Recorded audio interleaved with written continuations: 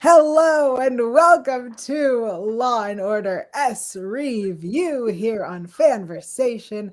I am Yael Tygiel. I am joined by Felicia Michelle. Hello, Felicia. Hey, yo. Hi, I'm so excited. This is season 23, episode 9, People versus Richard Wheatley. And before we say a whole lot, I would like to give everybody some information. If you have been assaulted or need help, please reach out to RAINN. Their number is 1-800-656 4673. Felicia, what does 4673 spell? Spells hope, yo. It does spell hope. Yeah, Taylor cannot be here, so she doesn't get to say it. I know, but that's often my favorite part is just the amount of anxiety I give her every time we give the hotline number away. I miss you, Taylor. Yeah, I'm really bummed she can't be here. She's but terrorizing you, girl. that's it. That's why we miss her. Amazing. If you have never watched our show or listened to our podcast before, please consider this your content warning. I have a lot of shit to say, so be prepared because we're going to say some shit. We see we have people in our live chat already. Hello, Danny Thomas. Hi, welcome to the show. We're so excited to chat about, again, season 23, episode 9, People versus Richard Wheatley. Okay, let me read the quick cap and then we can start with our thoughts. Yeah, so, do it. Quick cap. Carisi tries Richard Wheatley for the murder of Kathy Stabler. Benson finds herself at odds with a friend when Barbara agrees to take the case. Felicia, what did you think of this episode? That was a very vague, quick cap. I don't know. I feel like they should just put shit happens. The trail and security on loops. That sort of just been the caption right there, the quick cap, just couple words. No, it was a great, first off, it was a really great episode. I don't get down with the crossovers. I don't like that. That's not my particular, even outside of the Law and Order world universe, that's not my steez. I don't really like that.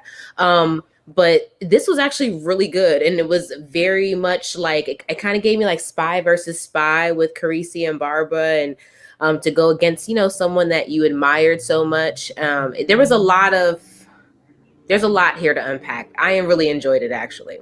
I am shocked. Honestly, I felt like this episode relied so heavily on you having seen Organized Crime season 1.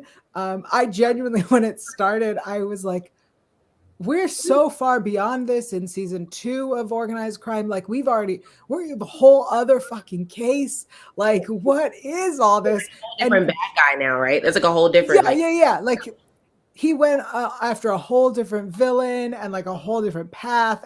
And now we're brought all the way back. So that, I think, really, I'm very surprised to hear you say that you enjoyed it, because I was very excited to hear, as someone who has not watched Organized Crime, if you could follow what the hell the plot was. I mean, I knew who Angela was. She's in the first 2 episodes of the series, so I knew a little bit. But actually watching it, I was like, oh, maybe I should have watched that, because actually that seems like it was kind of interesting. I won't. I'm not going to. But it made me think for a second. I considered for a second that maybe I should watch season 1 to figure out what's going on. But I mean, I thought it was excellent. I was very happy to see that goatee beard. I told you it was gone. It had to go. I'll say this. I think that the way the testimony goes, when Elliot explains the whole story, and when Benson is on the stand, they're literally like, hey, we're going to tell you what happened in season 1 of Organized Crime because you haven't been watching the show. We know you didn't watch it, guys. We know you have no idea what's going on. So I really appreciated that. I'm taking my shoes off now. I'm getting real comfortable. So I do appreciate that they explained the storyline for anyone who hadn't seen it. That said, I think the previously on that you see at the beginning is helpful, except that this person, Isaac Becker, who is in the previously on montage, is never named in the montage. So then you have his name during the trial, and I'm sitting there as someone who knows who that is. Oh, we saw him. We didn't know we saw him, because I didn't know. I just exactly. Yeah, he's the bald guy who gets shot into the pool. That's who they're talking about. Okay. Wow. Okay, that's interesting. I had a feeling that it would have been helpful for someone to say that. Or at least it would just, put more into the story and paint the picture of just how corrupt and how awful, put a face to the name. Yeah. So this episode was a full trial episode, which actually reminded me of one of Ludacris's episodes. Yes. Okay. It's one of my favorite arcs of this. I mean, it's so good. It's probably the first. It's also the first time we got to know Finn too. So that was a very memorable in the series.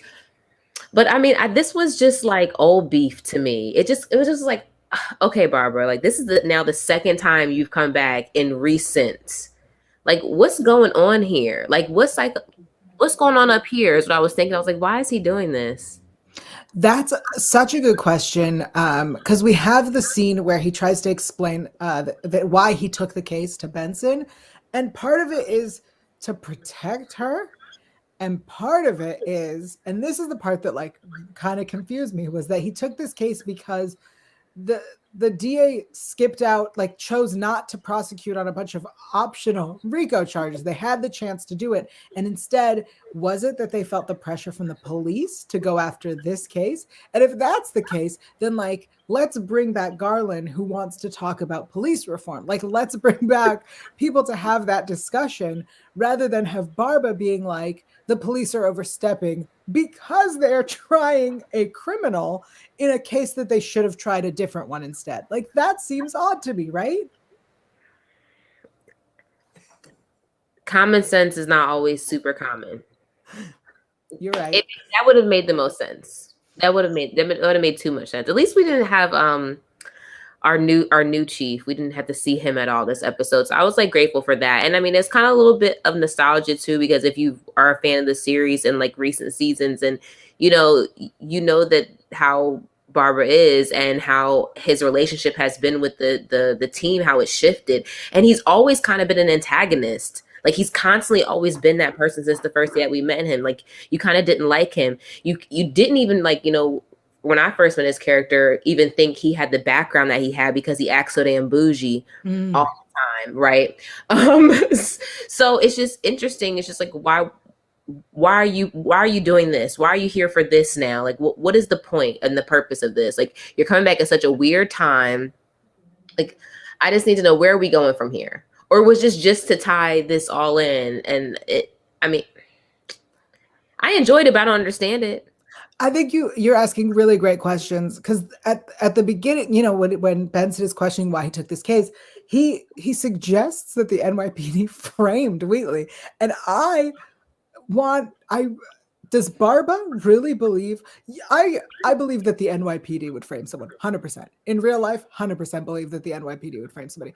Do not believe that Barba would believe that Benson would frame someone, that SVU, that this fictional, inspirational, aspirational squad would frame someone. I don't think Barbara would ever believe that, because there's no way. Because as we know, our team is never the bad guys.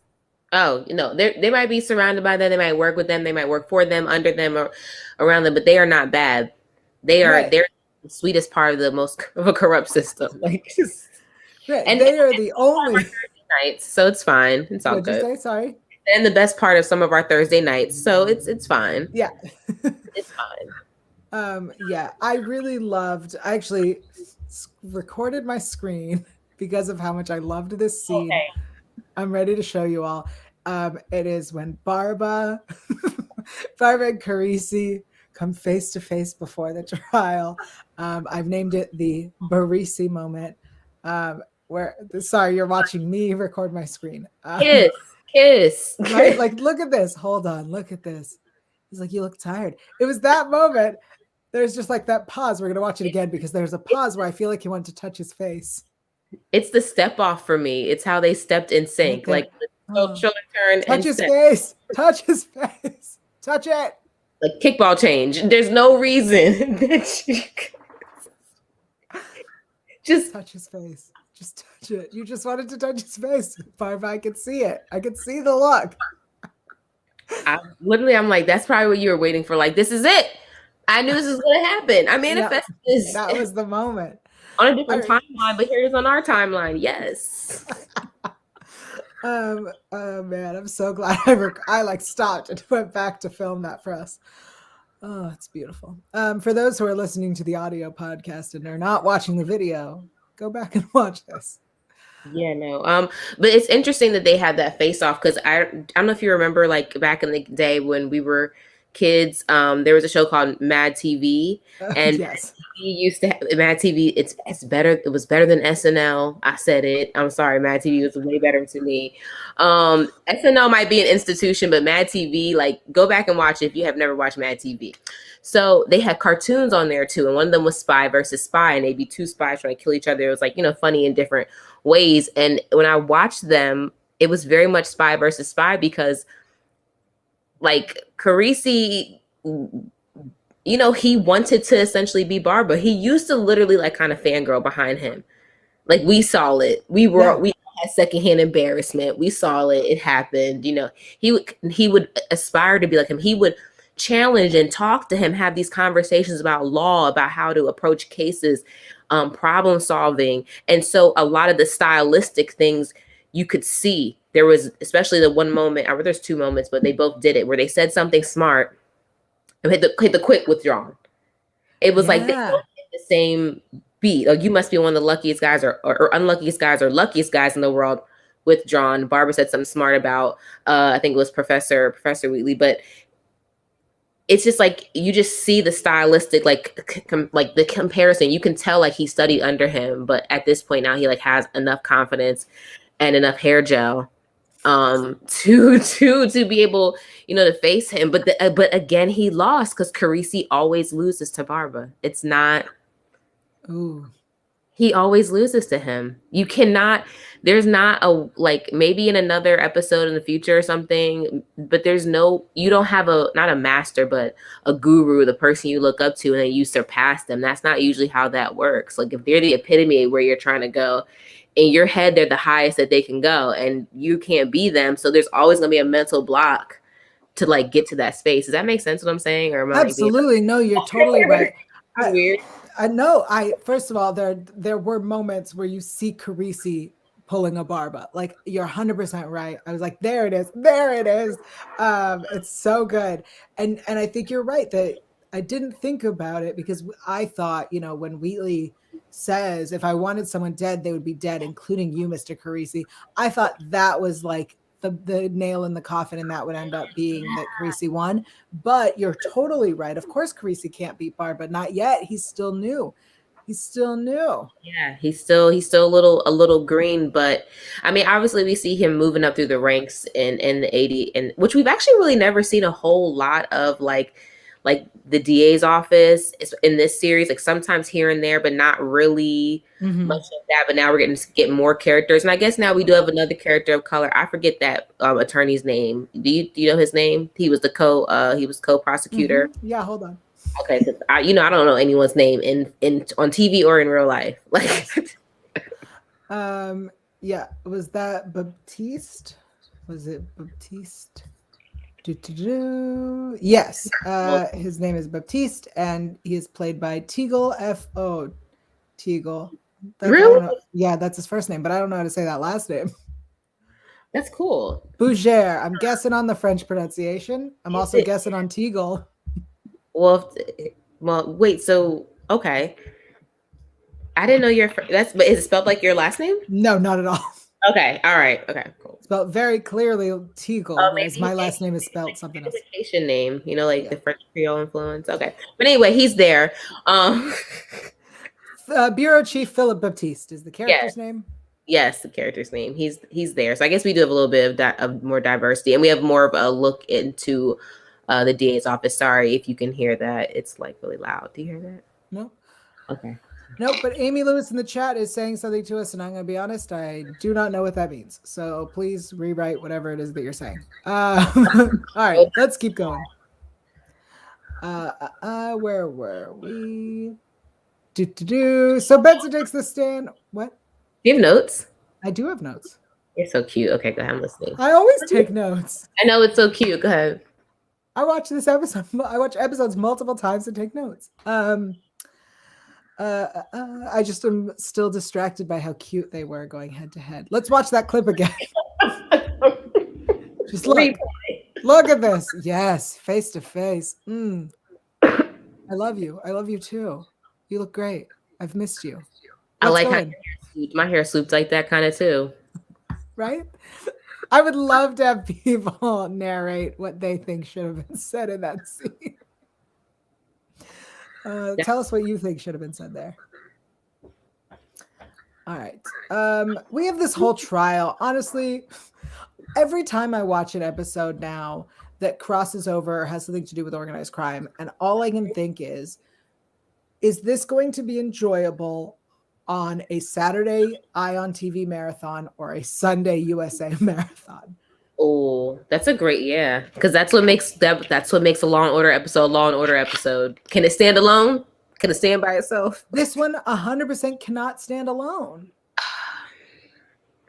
Not if you're not a fan of the series, or don't have any clue what's going on. You can't just watch it and enjoy it. Like, this is not a discovery episode for this series. That said, I feel the same way about, I think, the William Lewis arc, and those also get played during the marathons, and I enjoy those as well. But when I watch them, I do want to watch the whole arc together, if that makes sense. No, it makes sense because we don't typically get that in Law and Order anyway. So put them all together so it makes sense to me. I don't play number 3 and then play a new episode from another season, then come back and play an arc part 2. Like, that's true. I do see that happen with the Ludacris episodes where they play one of them and I'm like, well, now I want to see all of them. No, exactly. But can we talk about Elliot's kids for a second? Yes, let's talk about this. First of all, it is Kathy's birthday, and who comes to the gravesite? Eli, Kathleen, and Dickie. As a reminder, he has 5 children. Where is Maureen and where is Elizabeth? That's my question. My biggest question is, how can you give us Dickie without Elizabeth? They are twins. Twins are always together. And this feels like the way that they treated Elizabeth the entire first 12 episodes, where you saw Dickie, and I forgot Elizabeth's name because we saw her twice. All right, you may speak now.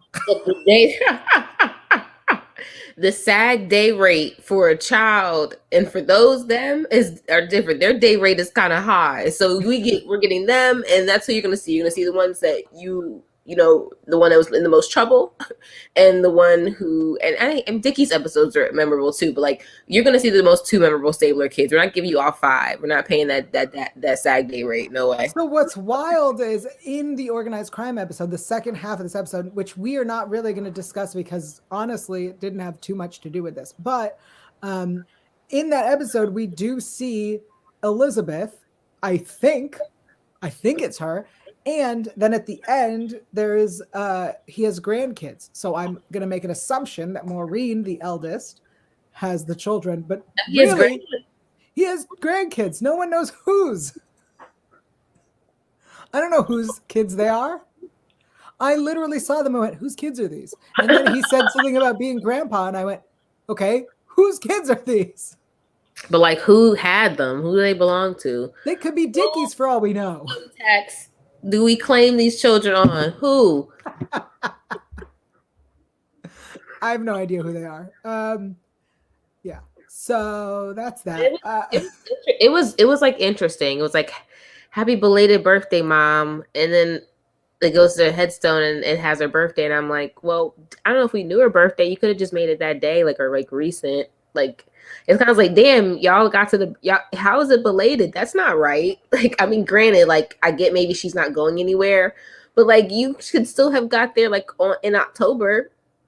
October 26th is on the thing, and this is December. And if we're so to believe it's like happening now or around the time holiday season, they said the holiday break, they brought in the holiday. So and the OC episode was Christmas. So did y'all miss?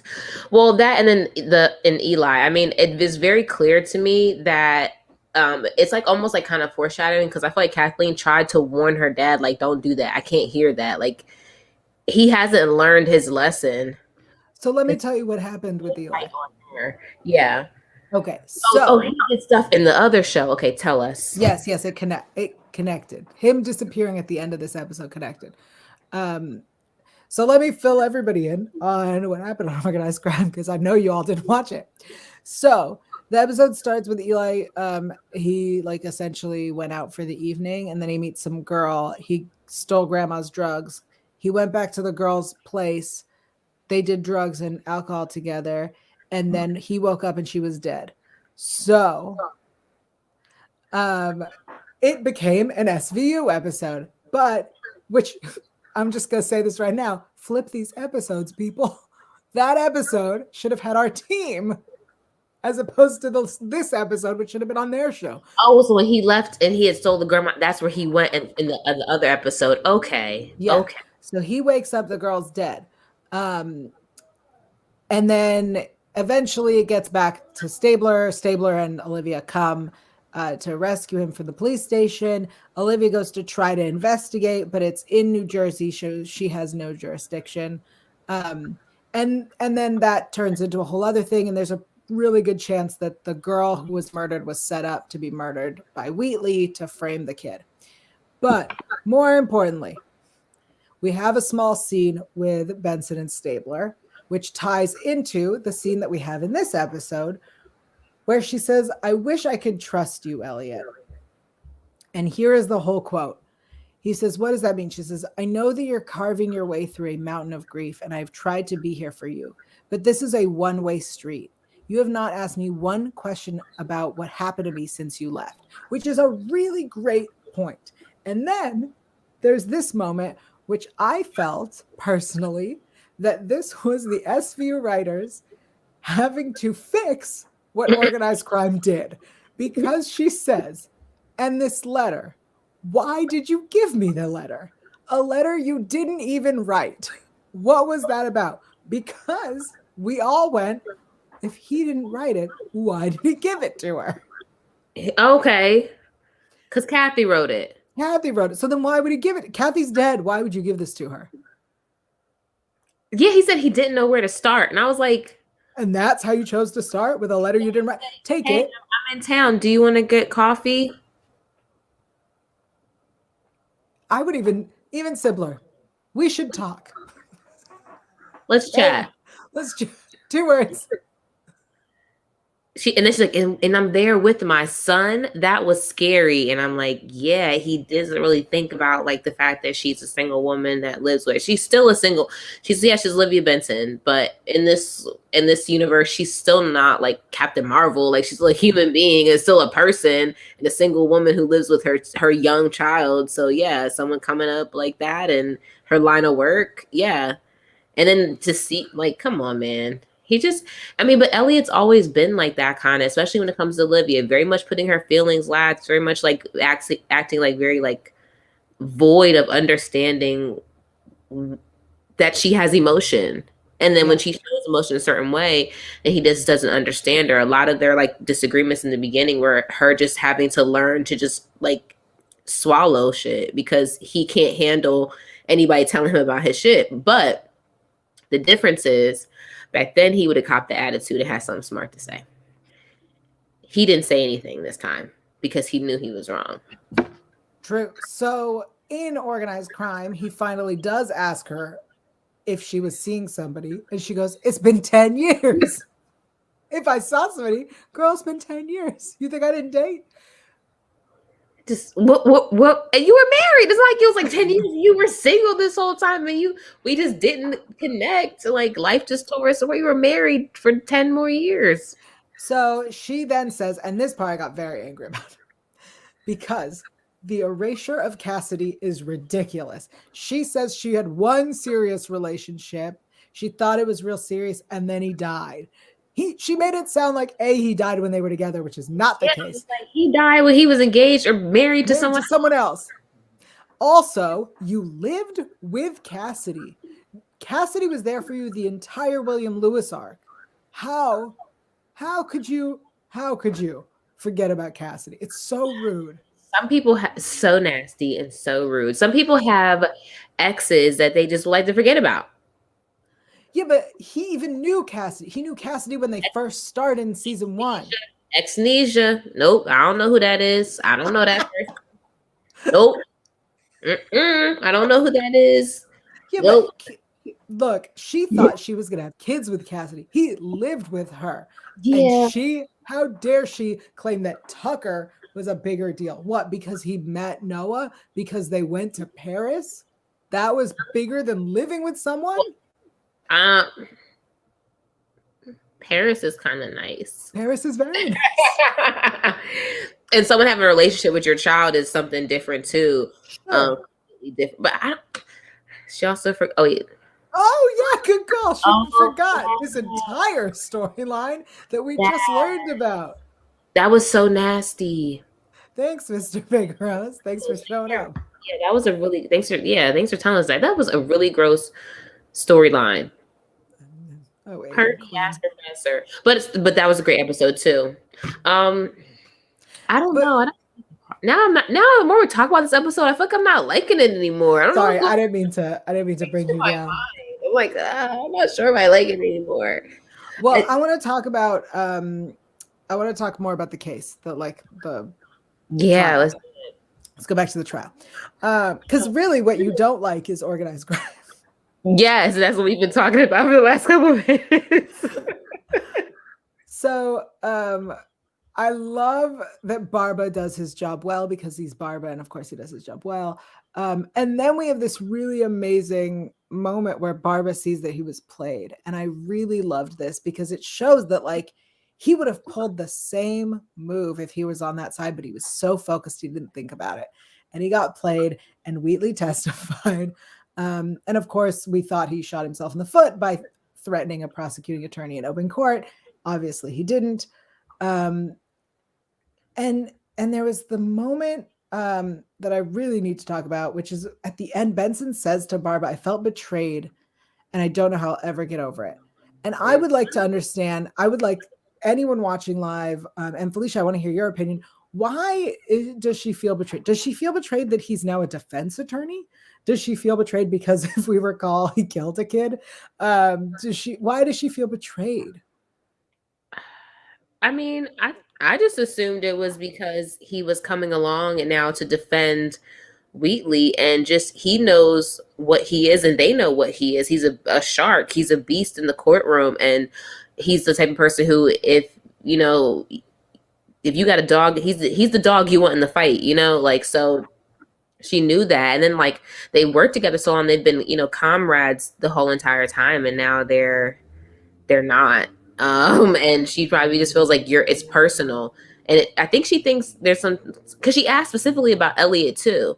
And honestly, Olivia just has a really soft spot for Elliot. So anything like you say and do to him, like she takes it really personal too. So not only does she probably feel betrayed for herself and having worked with him, but I'm thinking also too, because she feels like it's personal with Elliot, even going so far as to ask him specifically, hey, is this about Elliot? Like, you have a problem with him? I see. Yes, but I don't know. It just reminds me of when Wong testified against her and she felt really betrayed there. But like, I don't know. Remember when a judge became a defense attorney? Like, you didn't feel betrayed by her? Oh, yeah. I don't know. It just feels... ma'am, it's not personal, is how I feel. But if anyone's in the chat wants to tell me why they think she felt betrayed by Barba, because he literally was like, I'm trying to protect you. And she was like, you betrayed me. Well, I mean, it kind of does sound a little weird when someone is coming to be on the opposing side of what you're trying to do and then tells you the reason I'm here is actually to help you because you'd rather be me than someone else. Like, that's like parents like spanking their kids and be like, it hurts me more than it hurts you. What the fuck? What are you talking about? Like, what are you guys saying? I'm going to tie it into SVU. It reminds me of the episode with Teddy, who was Aaron Lindsay from Chicago's brother, who gets trafficked and then ends up being a prostitute in New York. And he says, so he ended up assaulting a girl because he knew that her first time it was going to be a big rough guy, and he was like, it's better that it was me because I would be gentle with you. Does that make sense? So Yeah. it's the only that's the only time where I can feel like it's better that it's me. I don't know that it's better. It shouldn't be happening at all. What's happening in this? Oh, maybe because she had feelings for Barba. First of all, Danny, we do not ship Barba and Benson on this podcast. I mean, you can ship whoever you'd like, but no. I don't think we've ever put I've never put them together. I've never even conceptual. Wow. Oh, people ship that. They do? I mean, obviously. It felt more like a BFF, or like a brother, like a bro sis vibe to me. Yeah. I always felt they were friends. No, Liv and Finn are friends. I don't know. They're real friends. They're family, actually. I scratched that. They're family. But at least, like, you know, some level of, like, however much you can love a coworker that's not more than a coworker. Like, not before, like they're a friend, but they're a coworker, but you love them, but they're not. Like, you wouldn't take a bullet. Like, she wouldn't jump from a bullet for him. I think she would. I mean, he's literally been to her house and hung out with the kid. And yo, I have been to your house. Are you jumping from a bullet for me? Yes. Girl, she's a damn lie. She's a damn lie. And you Yael is lying. Give it 5 stars. 5-star ratings on iTunes. It don't make any sense. She said, "Look, she can't even keep it straight. She sat here and lied to us. This is a community of trust." I definitely, all I could think was, I'm not taking a bullet for anybody. I'm not taking a bullet for myself. No. Oh, no, like, no bullet taking will be happening. Like, yeah, no. I'm so sorry. I'm sorry. I won't take a bullet for you. No, don't be, because girl, it's mutual. But I will never bring you beet juice because I love you like that. Oh, I appreciate that. Oh my goodness. All right, we've lost it here. Any other thoughts before we move on to all our other stuff we have to do? I like this episode for Carisi. I think it's important to his character, and for that I can be happy for him. Interesting. You know what? That's a really good point. Why was Rollins not in the courtroom? Girl, did I say that out loud yet, or did you read my mind? I read your mind. Okay, yeah. I was like, telepathy. It's the glasses. Like, we've got our glasses today. But yeah, where was she at? Like, where Amanda? Right, Carisi is killing it in the courtroom, ma'am. Where are you? He is varsity football. You got to be in those bleachers. She don't really like him like that. You know, we know that she really doesn't like him like that. Maybe she didn't want to see him go head to head with his boyfriend. I don't think she really likes him like that. I think I've said this though. Like, sometimes once you get a thing, I'm not gonna say a thing, it could be anything. Once you get a thing, it's not as exciting as you thought it might be, you know? And unfortunately, sometimes those things are relationships with people. I think that she just didn't want to see the sexual tension between Barb and Carisi.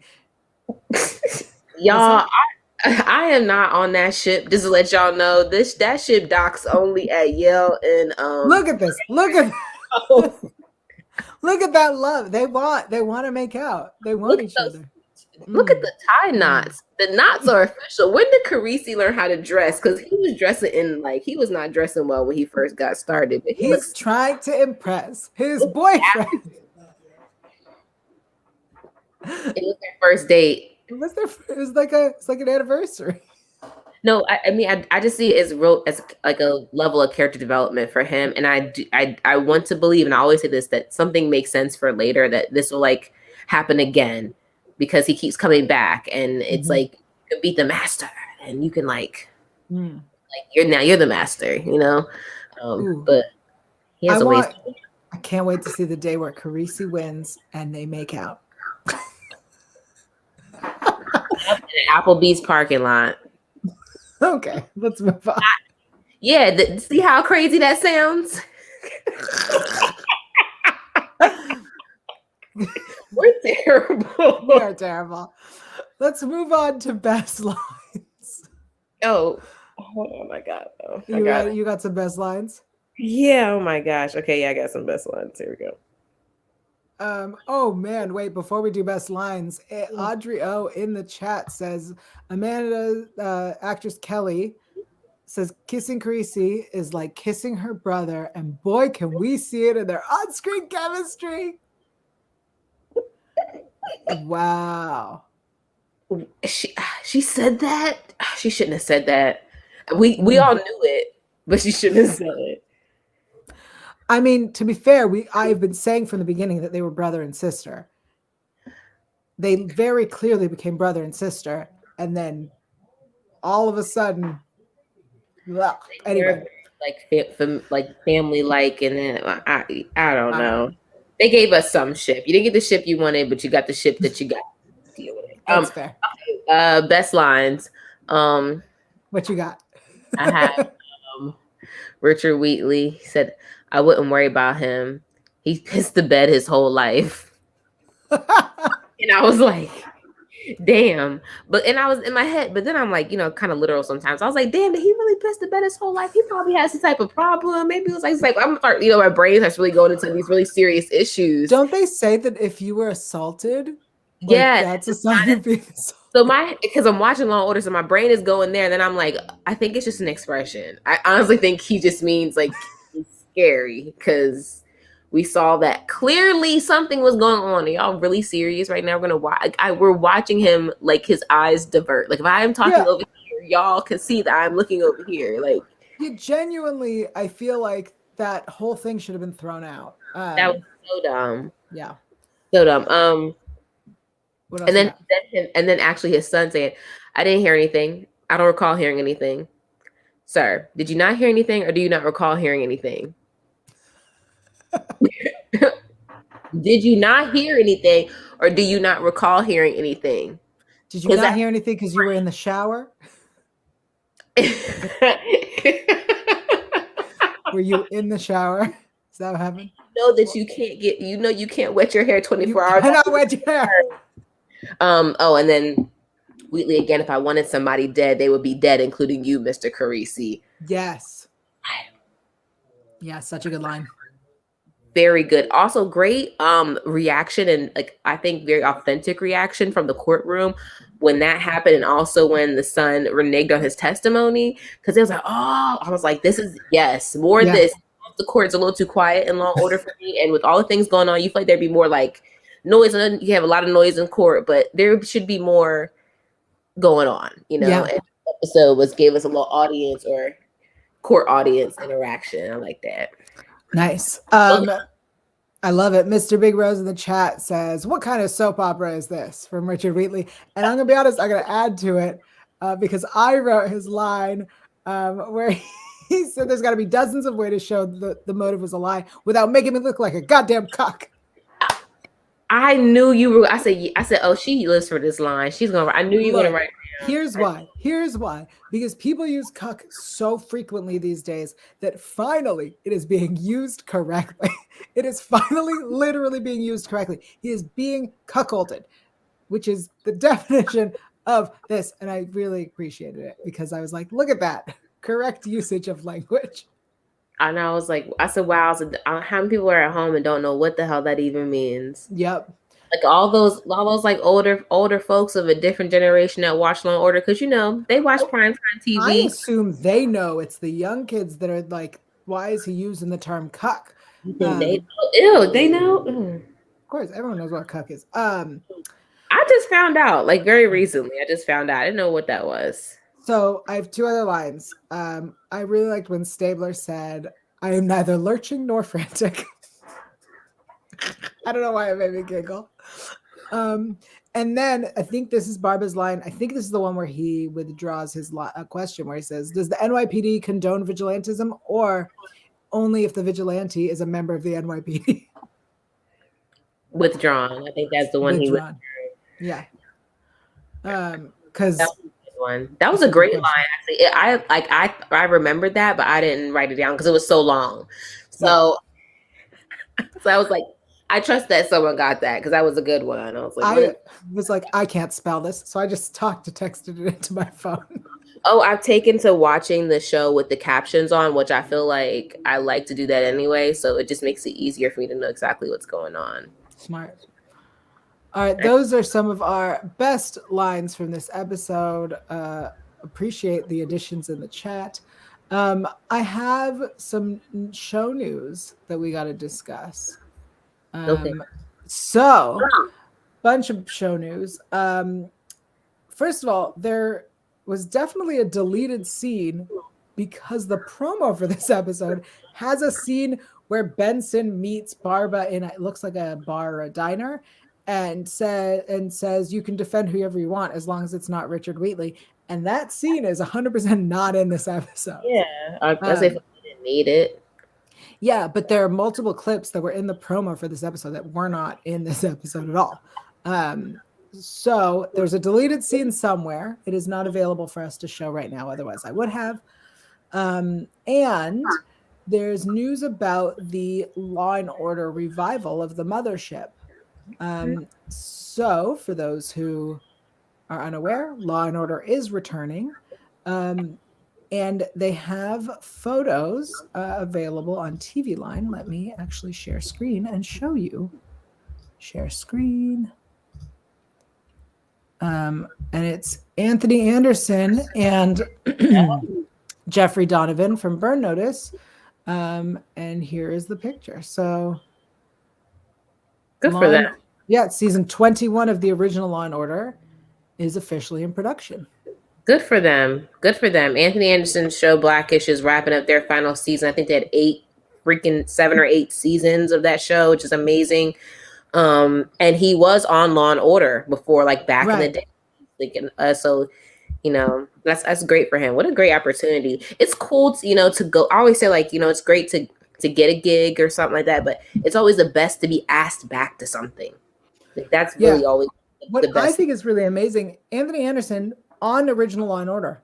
Then he did an episode of SVU as a different character, as a different detective, which I think is wild.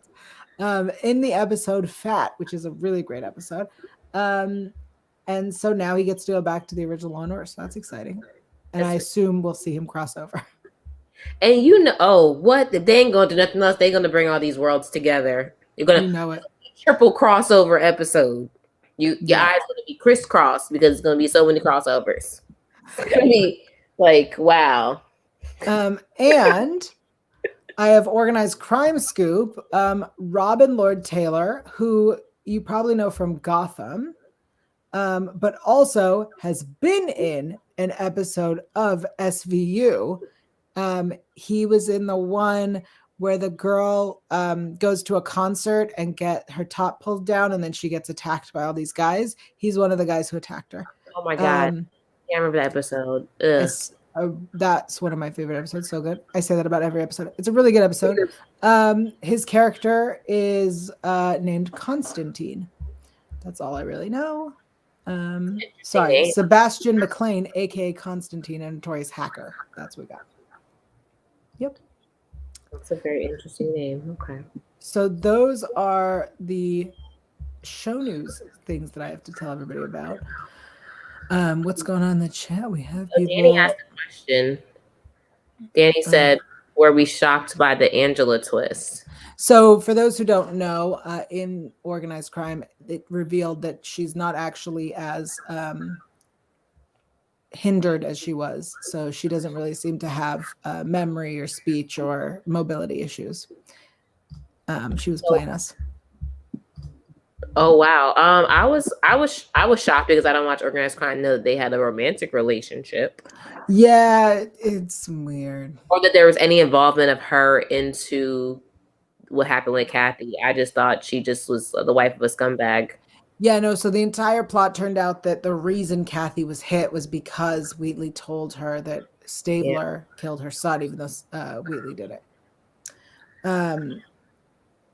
Let's see. Oh, yeah. Thank you, Mr. Big Rose. I forgot about that one. Cameron Manheim also is joining the Law and Order revival, which is very exciting because I love Cameron Manheim. And Mr. Big Rose says, I'm hoping crossover for 3 shows. I don't want to watch all of them. You gonna have to, because I ain't I'm gonna do aware. I'm aware. Taylor might don't. won't. I mean, actually, so for the original Law and Order, I might give it a chance because I think what the problem for this one, for organized crime and Law and Order SVU for me, is that it's so hinged up on this ship, and it's so tethered and tied to like his old character. Like, you know what I'm saying? Like, it's just too. This Law and Order can stand on its own and be its own thing. It already has. It's the original. It's the original. Like, it's the OG. And Anthony Anderson was already on it. So I can deal with you reprising a role, but like you trying to dredge us back 10 years as an audience with this Law and Order and organized crime thing. And it's just, that's why I really don't enjoy it, because it's hinged on a ship and it's living in the past. And it's just. I totally agree with you. That said, I've said this before, the second season of Organized Crime so far, up until this mess where we brought back season 1 story, the second season was fascinating because it was undercover. It was a whole new case. It was more interesting and fun to watch as its own show. Okay. And so I'm fearful for where it's going now, because it seems like we're bringing Richard Wheatley back into the whole thing. And like, I thought we were done with that and moving on. But apparently we're going backwards. So I think you're right. Going backwards seems to be the theme there. Well, I watched the new Law and Order, but I don't have to like it. I'm gonna try it. I tried organized crime. I get it. So I see people have already started talking about the other news that we'll get to in just a second. I want to also make a little correction. Last new episode that we talked about was Drill City, Nightmares in Drill City. And it seems that was in fact ripped from a headline, because I'm going to say this, the site that I used to get this information for you all has not been updating it in a timely fashion for our show on Sunday. So if you know who updates that site, please tell them to hurry it up. Get it together. So for the episode Drill City, it was ripped from the headline about a woman named Cyntoia Brown Long. She was convicted of murder and robbery, but was a 16-year-old victim of sex trafficking at the time of the murder, and claimed that the person she murdered paid her $150 to have sex with him, and she feared for her life during the encounter, leading her to shoot him. And then there's more to it. But anyway, you can check that story out. I just wanted to correct that. I think we were like, it's not ripped from anything, but apparently it was. That's my correction. Ta-da. Okay, we usually would do a poll, but Taylor's not here, so we'll do that next time. It is time for the segment we always forget about. What did we learn? I came prepared. Okay, you can go ahead. Okay, so here's what I learned. There was during the testimony of Stabler, Barbara asked him about HALT, which is hungry, angry, lonely, tired, in regards to PTSD. And I was like, what the hell? I'm hungry, angry, lonely, tired. What does this have to do with anything? Like, these are feelings I feel all the time. So I looked into it. HALT is an acronym that is used specifically a lot for addicts. And it is to be aware of things that can cause or be stressors that can lead you to relapse. So I guess you halt and think about it. Am I hungry, angry, lonely, or tired? Because you want to like be aware of that and not fall back into patterns that are dangerous. So I learned that today. I think it's just hilarious that it's like sleep and food are right there with lonely and tired as for the things that can agitate you to take. Yep. Yeah. For the people in the chat, we're getting there. Felicia, what did you learn? Oh, I guess I learned all the storyline to organized crime. That's true. I think I learned all those facts that I said I didn't know all throughout the show. That's what I learned. Nice. All right. If you learned something, let us know in the chat. I guess I also learned that Kelly thinks kissing Peter is like kissing your brother. That is really honestly, I wouldn't even know what my next question would possibly be if I interviewed someone and that's the answer they gave me. Like, I would just not even know where else to go with that. Because I know exactly what I would ask. Have you told the writers to stop making you do it? Well, that's because you could probably on the spot think of something a lot nicer than I could. No, because I was like, I'd probably be like, girl, we can tell, we know, we know. No, because I have brothers. That's gross. You kiss him like he just ate a freaking garlic toenail Doritos. Like you act like he's just like it's not hot. It's not hot. Mm. It's not even lukewarm. No, it's gazpacho. It's cold soup. Ew. Okay. So before we talk about what everyone in the chat is very excited about, I want to say that if you've missed some of our episodes where we talked about older episodes, I think you're missing out on weird, relevant modern things, because we definitely, like, before the season started, had a whole rant about what happened with Garland and Kat. So, like, check out, if you're not watching the like older ones because you're like, they're not the new ones, still watch it because we say stuff there that might be helpful. Yeah. And also hilarious. Also, they're hilarious. I play softball says, I learned that I don't like Stabler's mom. I don't like Stabler's mom is the best thing on CI. You don't like Stabler's mom? Oh no, hold on. There it is. I think Stabler's mom is the best thing on. I'll tell you, you're totally right. First of all, it's OC. CI is the one that got canceled. I agree. I like that one, but it's either here or there. That's you. Stabler's mom is the best thing over on Organized Crime. Yes. The fact that they brought her back. Yeah, they brought her into it, which is amazing. Well, is she still super is she unhinged still? She's still bipolar, but she also, I think, has Alzheimer's and dementia.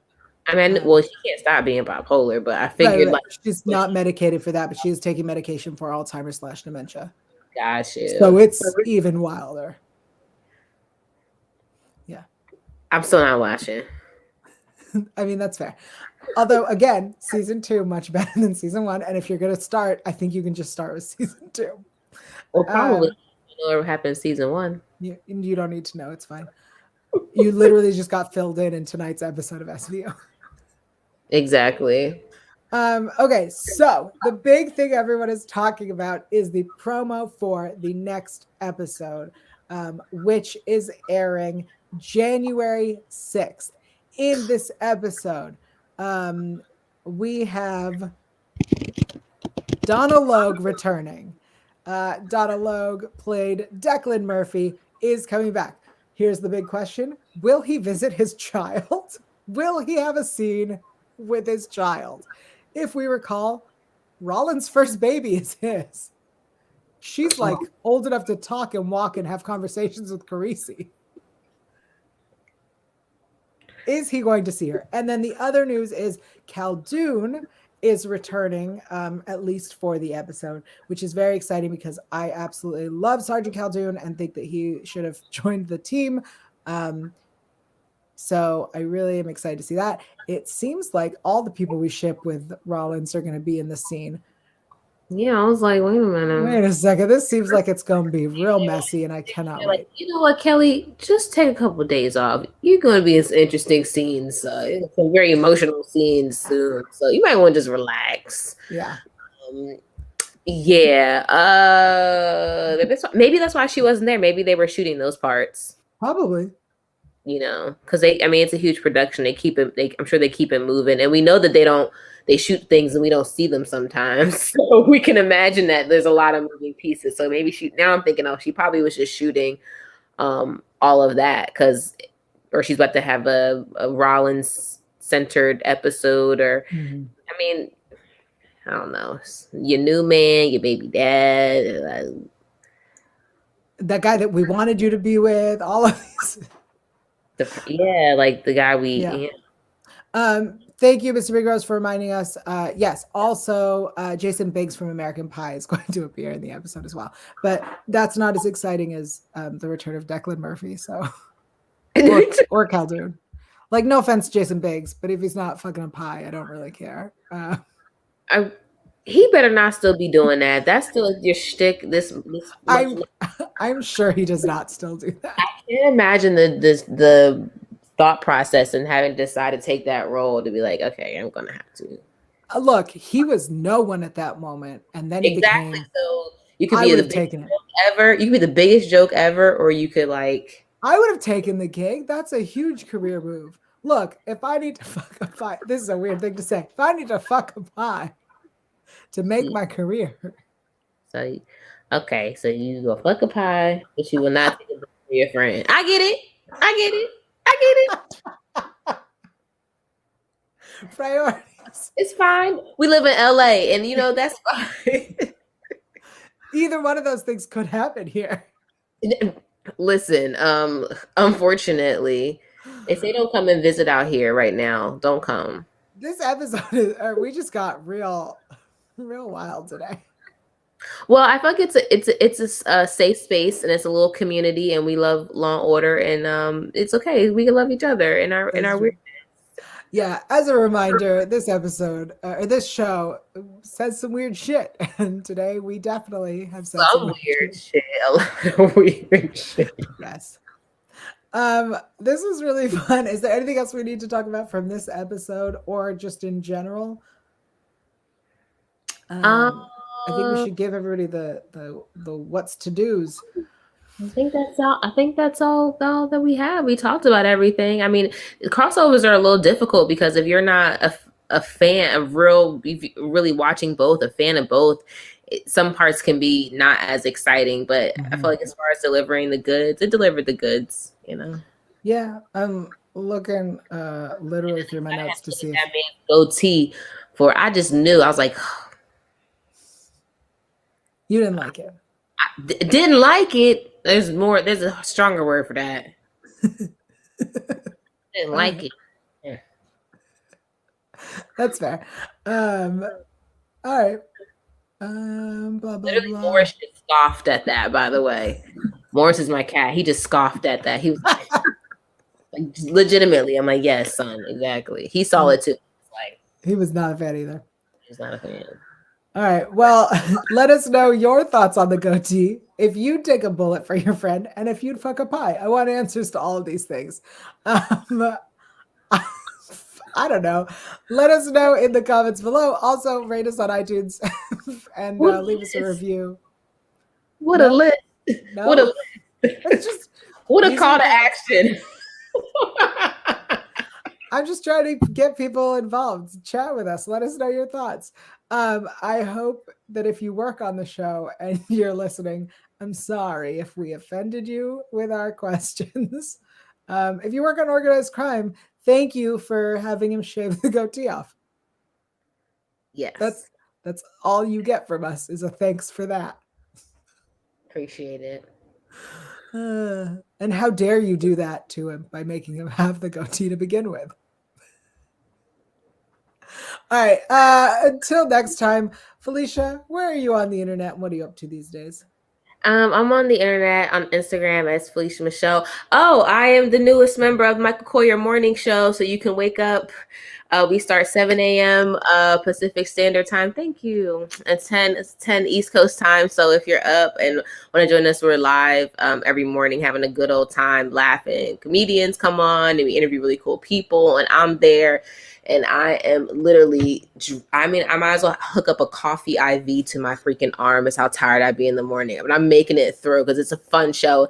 And Michael Coyer is a legendary comedian. So it's great to work. It's great to work with him, and the team is great too. So if you follow me on Instagram, you can see I'll post about that and where you can find that every single morning. Lord Jesus. Now I'm a morning person. And she's shaking her head.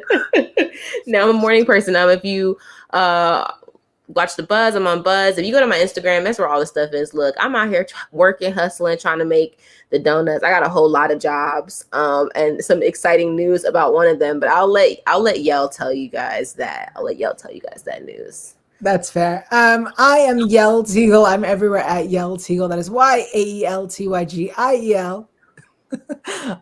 You can find me on all social there. Where else am I right now? This is the only one I'm doing at this time because this is the only show that I will let not die.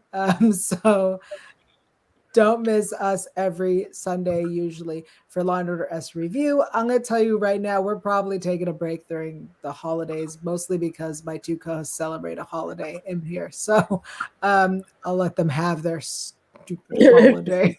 Christmas. That's the one. You can have it. I think we're not going to do any old episodes, probably not until the next hiatus. Again, Christmas. So, I mean, I will be watching SVU probably on Christmas. So please tweet at me about it. Time to be with your family, hang out with your friends. The hour that I mean, look at y'all's face. Come on, man. I'm trying to say something positive here. The hour of the hour that you spend with us, spend it like doing some self-care, something good for yourself. Like, you know, you about to go into the new year. It's mad stressful. I still feel like we in 2020. I don't know what the hell is happening right now. I don't know if Mercury is in microlinks or not. I don't know what's going on, but so just take the time to just like get yourself together and love on yourself and be around people that you love. I was trying to be positive, yo. Yo was like, spend time with your family, bitch. What? Here's what I'll say: if you're in a situation where you are not safe with your family or cannot talk to your family or have some sort of issue with your family, I am fully available on the 24th and 25th to chat with you on the internet. I will be your family and friends because I genuinely will have nothing to do. Watch SVU. Watch season 12. I've been rewatching season 12, and I feel like season 12 has some of the most wild episodes. It's such a good season. Like literally, I'm like, damn, I forgot. This is good as shit. Right, yeah, sorry. There are only a few episodes or a few seasons where I'll go skip that one. They all came winners. And those seasons have Peter Stone. So. Okay, Taylor is on the internet at Alpha by Ann, and Taylor Gates on all her socials. Find her. Also, if you want to watch Leverage Redemption, you can also check out the official Leverage Redemption after show over on the Electric Now app. And if you missed the news, it has been renewed for a second season, as has the after show. So keep an eye out for more Leverage Redemption and the official Leverage Redemption after show, a very distinctive podcast on Electric Now. Okay. Ever. That is it. Ever. That is a fun show. That is a fun show to do. This is a fun show. That's a fun show to do. It's different fun. Very, very different fun, but still fun. Still very fun and great. The audience who's watched this is great too. The viewers are great. Viewers are great of Law and Order. Viewers are great of Leverage. But I mean, if you like me and Yael gabbing and acting foolish, you should probably just watch the Leverage Redemption show. Very distinctive podcast. Okay? Danny agrees with you. Season 12 is the original Epstein episode. That episode is called Flight, and it is fantastic. And when the Epstein news broke and I read it, I was like, I've seen this episode. It was very wild to see that when reading real life. But that's it for today. Thank you, everybody. We'll see you next time. Oh, I'm going to end you all with this. Oh my gosh. Kiss, kiss, kiss. Touch his face.